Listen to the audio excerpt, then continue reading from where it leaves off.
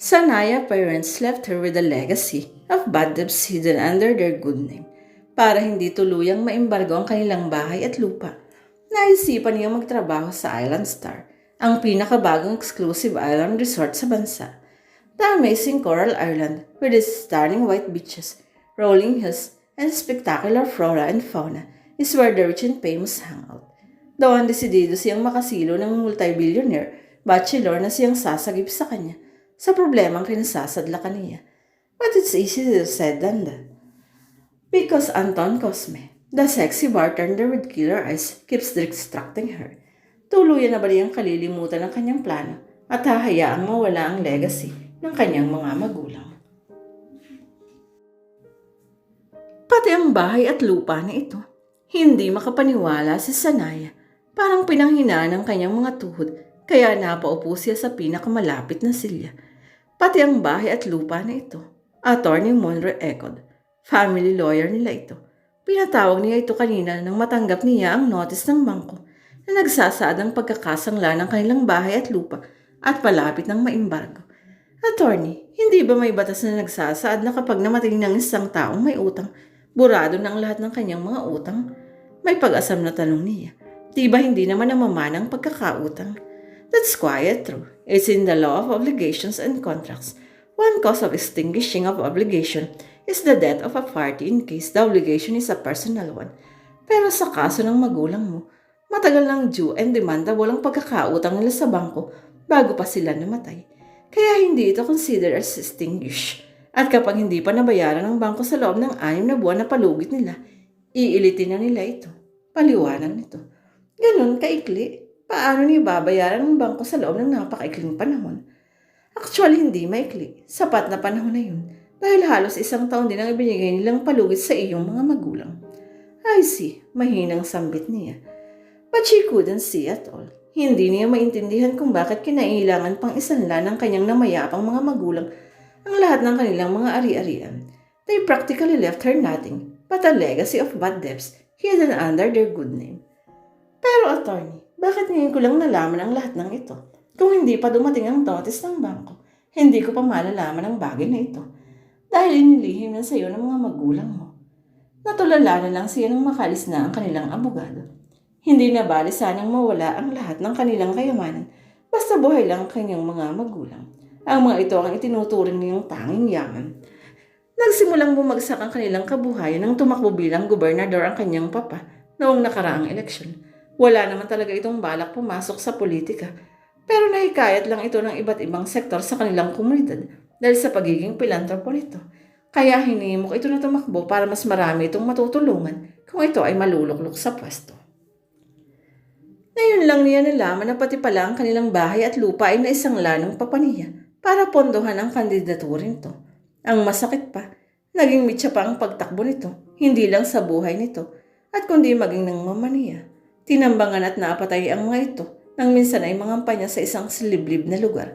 Mabuti na lang at nagkataong masama ang pakiramdam niya noong araw na yun, kaya hindi siya nakasama sa pangangampanya. Kung hindi marahil pati siya ay nadamay. Walang lumitaw na witness sa ambush, kaya naman kahit maraming mga haka-haka, nakakagawa niyo ng incumbent governor nila, hindi nagkaroon ng kaso. Ang ipinagpapasalamat na lang niya ay wala namang naging pagtatangka sa kanyang buhay.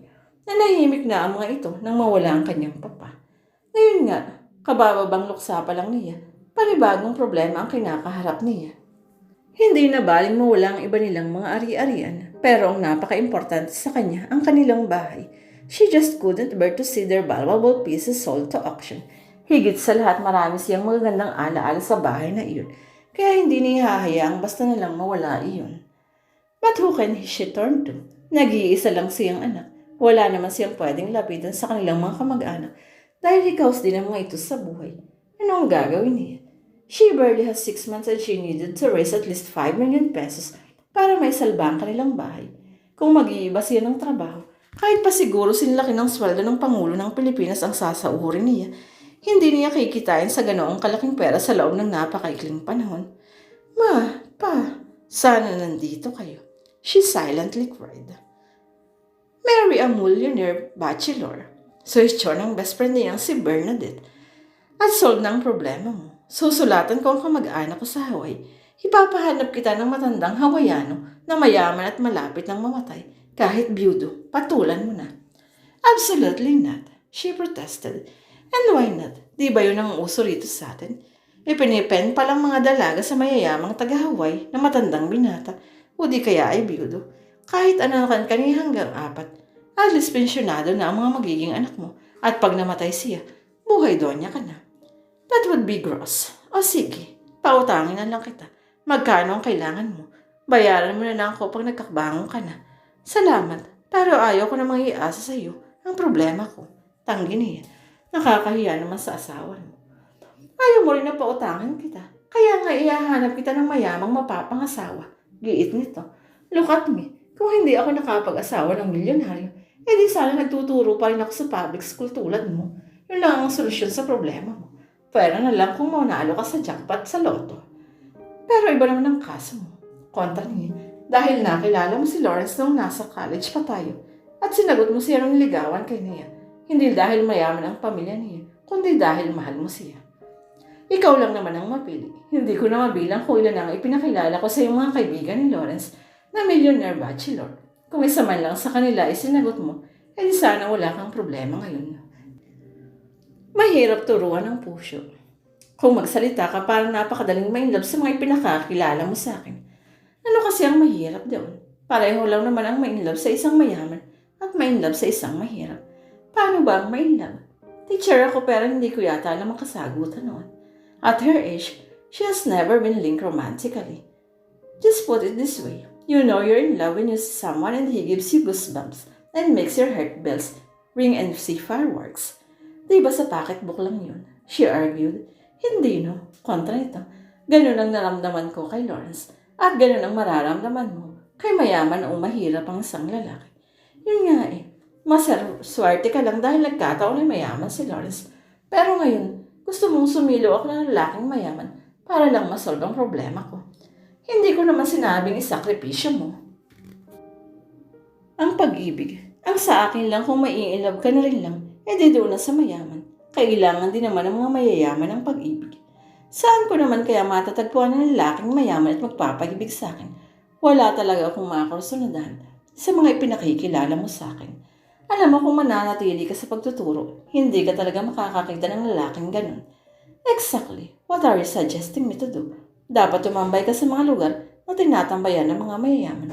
Alam naman pumunta ako sa Manila at mag-gate crash sa mga parties ng mga Subel o ng mga Ayala. I know a better place. She smiled mischievously. Saan naman? Nakataas ang mga kilay na tanong niya. Sa Island Star. Napaawa ang kanyang mga labi. Kaya ko to. Naisip ni Sanaya. Makakasilo ako ng mayaman. Pero ewan ko na lang kung may mayaman dito na singgwapo ng bartender na yun. Sinikap niyang huwag pansinin ito. Pero hindi niya talaga maiwasan na hindi ito panakaw na sulyapan. The amazing Coral Island with its stunning white beaches, rolling hills and spectacular flora and fauna, all faded into view. Ang tanging nakikita ng kanyang mga mata ay ang bartender sa Coconut Palace. Ang poolside bar sa resort na yun, kung saan siya naka-assign bilang waitress. Ito na yata ang pinakagwapong bartender na nakita niya. He has killer eyes and breathtaking smile. And his hair is longer than normal. Kamukha nito ang isang model sa commercial ng isang energy drink na nakahubad na nakikipagkaresal sa isang kabayo. At napaka-sexy. Dagdag ng kanyang isipan. With his muscular body, he personifies the legendary of Machete. Parang ang hindi bartender ito. He looks as if he has just stepped out from the glossy centerfold of a fashion magazine. Hindi kaya artista ito at kinukunan ng kamera. She glanced around. Wala siyang nakita na kamera o kahit isang film or TV crew. Isang simpleng bartender na lang ito. Nasa Island Star na siya, ang pinakabagong island resort sa bansa. It's an island of Coast Palawan. Exclusively for members lang ng resort na yun. At mga mayayaman lang nakaka-afford mag-member roon dahil lubhang napakataas ang membership fee. The island resort offers an impressive array of facilities, entertainment, recreational activities, and services. Hindi naman siya pwedeng tumambay lang doon gaya ng suggestion ni Bernadette. Hindi niya kakayanin magbayad ng membership fee at lalong hindi niya kakayanin ng gastos doon na araw-araw. Ultimo ka pero ay tila ginto ang presyo. Kaya naman naisipan niyang mag-apply bilang waitress doon. And here she is, clad in her Hawaiian uniform, floral bikini with a floral wrap-round skirt.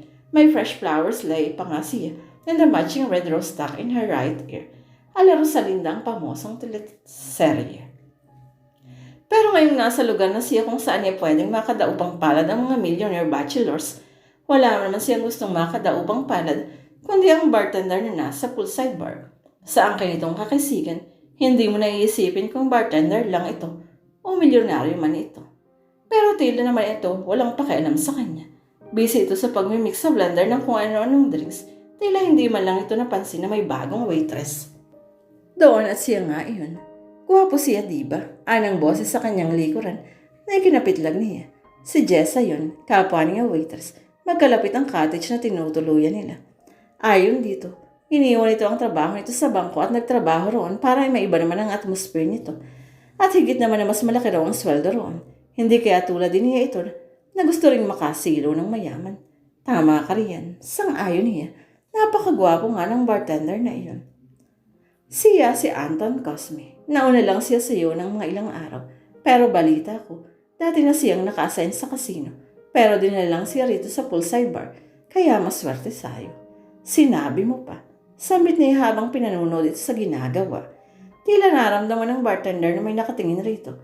Kaya nagangat ito ng patingin at napatingin sa kanila. There Gaysmith. Ginitian siya nito. Halika, ipapakilala kita sa kanya. Bago pa man siya nakahuma, nahila na siya ni Jess sa patungo sa poolside bar. Anton, siya si Sanaya Dominguez. Simpleng pakilala ni Jessa. Bago lang siya alalayan mo lang siya. Dinampot nito ang tayo na naglalaman na inihanda nitong raspberry and ginger fizz at tinungo ang customer na umorder niya. Hi, bati ni Anton. Pinunasan ito ng tuwalya ang kamay at inilahad ang kamay sa kanya. Hello, nice meeting you. Nakipagkamay siya rito. Binitiwan kaganiyang kamay nito dahil imbis na malamig ang kamay nito dahil halos puro malamig ang inumin na hinahawakan nito. Tila napaso siya sa init ng pala nito. Bagay sa iyo ang uniform mo. Puro nito habang nakatitig sa kanyang bikini bra. Tila hinuhubaran siya ng mga titing nito. She reddened. Bigla siyang na-conscious sa suot niya. Pero naisip niyang hindi naman siya dapat magpa-impress dito. Ang dapat ma-impress sa kanya ay ang mga bachelor millionaires na members ng island resort na yun. Hindi nga naaasiwa nga ako. Mas bagay kay Jessa. Sambit niya habang pinapanood si Jessa na noon ay kachika mga customer sa pool na may kantandaan ng lalaki. She wondered kung anong pinag-uusapan ng ito. Milyonaryo kaya ang kausap nito na naghahanap ng mga papangasawa. Sino ang nagsabi sa'yo? He equipped grinning. Tingnan mo siya para siyang model ng FHM. Ikaw din naman giit nito. Basta alam ko, hindi mapapalingon ng mga guest kapag pumarada ako sa pool in this skimpy outfit. Yun ang akala mo. He chuckled. Sa bagay, wala naman talagang mapapalingon. Wala namang katao-tao sa pool o kaya sa beach. Hindi ko nga alam kung ano ang papel ko rito. Kaya naman siguro ni Jensen na mag-isa. Hindi ko alam kung bakit ang dami naming waiters. Hayan tuloy. Karamihan ay walang ginagawa at nakabilad lang sa araw. Maaga pa. Pasado 1:00 pa lang noon. Kasalukupiyang pangnanananghalian ng mga guest ng ganitong oras. Mamayang hapon, makikita mo, mapupuno ito. Baka nga umangal ka pa sa dami ng orders. Ganun ba? So bago ka lang dito. Actually, this is my first day. Lahad niya. And you're already starving me. Gusto mong idagdag ng kanyang isipan. Taga saan ka? Usisa nito. Taga Ilocos. Pakli niya. Na-appreciate niya ang effort ni Matone magsimula ng usapan. Pero naisip niyang hanggang doon lang iyon. Wala siyang balak makipag-close rito. Much more ang may love rito. Kahit gaano pa katantalizing ang mga mata nito. O kahit pa gaano kasiksi ang mga mata at ngiti nito.